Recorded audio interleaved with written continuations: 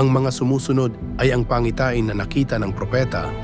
Nakita ko ang paglubog ng araw at si Jesus ay nakatayo sa isang bundok. Nakasuot siya ng napakagandang balabal at may hawak na malaking tungkod sa kanyang kanang kamay. Ipinahayag ni Jesus na tatawagin niya ang kanyang mga tupa sa huling pagkakataon. Ako'y bumalik na.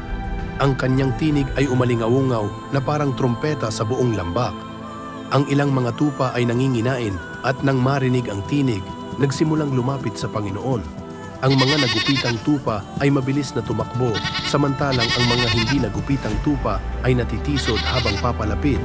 Ang iba naman ay nasa kadiliman ng lambak, patuloy na kumakain at hindi kailanman narinig ang huling tawag ng Panginoon. Pagkatapos ay nakita ko ang paglubog ng araw at biglang natapos ang pangitain. Nagsalita ang Espiritu ng Panginoon sa akin na sinasabing ang biyaya ay malapit ng magwakas at ang sangkatauhan ay papasok sa dakilang kapighatian.